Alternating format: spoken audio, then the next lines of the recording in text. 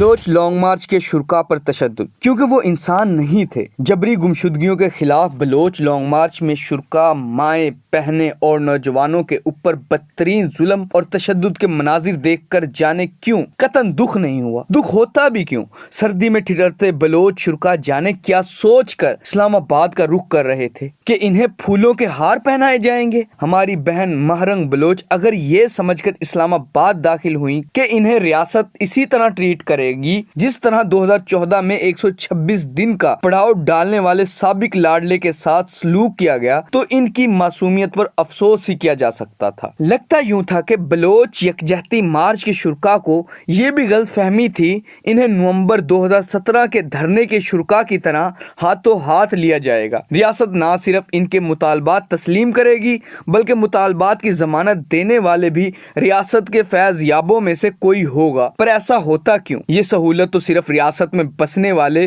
ان افراد کے لیے تھی جنہیں ریاست اشرف المخلوقات کا درجہ دیتی ہے۔ لاپتہ افراد کی بازیابی، ماروائے عدالتی کارروائیوں کے خاتمے اور بلاج بلوچ کی ہلاکت پر انکوائری کرنے والوں کے نزدیک بلوچ مارچ کے شرکا نہ تو اشرف تھے اور نہ ہی ان کو خدا کی مخلوقات میں شمار کیا گیا، جس کا انجام یہ نکلا کہ شرکا کو لاٹھی چارج، واٹر کینن اور آنسو گیس کی شیلنگ کا سامنا کرنا پڑا۔ ریاست کی اس مہمان نوازی کے باعث عورتوں، بچوں، بوڑھوں اور جوانوں کی چیختی آوازوں سے یقیناً عرش تو ہلا ہوگا لیکن فرش پر بسنے والے اقتدار کے نشے میں چور حکمرانوں کے کانوں پر جوں تک نہ رینگی۔ وجہ یقیناً اس کے علاوہ کوئی نہیں ہو سکتی کہ وہ انسان نہیں تھے۔ لانگ مارچ میں شریک مائیں، بہنیں، بچوں اور بزرگوں کو اگر اشرف المخلوقات اور مملکت خدا داد کا معزز شہری سمجھا جاتا تو یقیناً ریاست انہیں پرامن احتجاج کا حق ضرور دیتی۔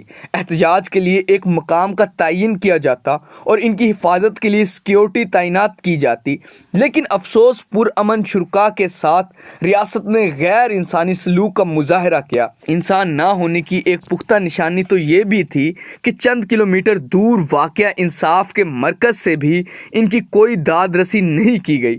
میرے خیال سے اعلیٰ عدلیہ کے اس اقدام کی جتنی تحسین ہو سکے اتنی کرنی چاہیے۔ خدا نہ خواستہ اس طرح کی کوئی کاوش غلطی سے ہو جاتی تو یقیناً عالمی فہرست پر 128ویں نمبر پر آنے والے ادارے کی فہرست تیار کرنے والوں کو کچھ اشاریے اوپر نیچے کرنے پڑتے۔ خواتین اور بچوں پر مشتمل ان شرکا کے انسان نہ ہونے کی ایک نشانی تو یہ بھی تھی کہ ان کو مذاکرات کے قابل بھی نہیں سمجھا گیا، ورنہ تو 25-26 دن سڑکوں پر احتجاج کرنے والے اگر انسان ہوتے تو یقیناً ریاست ماؤں کا کردار ادا کرتی۔ لیکن جانے کیوں یہاں ایک دفعہ پھر دہرانا پڑ رہا ہے کہ ماں کی ممتا کے لیے بھی خاندان ہونا ضروری ہے۔ اور تو اور سیٹھ کا میڈیا جس کا پیٹ ہمیشہ خبروں سے خالی رہتا ہے، جو ماضی میں لانگ مارچ کی ایک ایک سیکنڈ کی اپ ڈیٹ اپنی سکرینوں پر دکھاتا رہا ہے، اگر انہیں بھی شرکا نظر نہیں آئے تو اس میں بھی کوئی اچنبے کی بات نہیں ہونی چاہیے،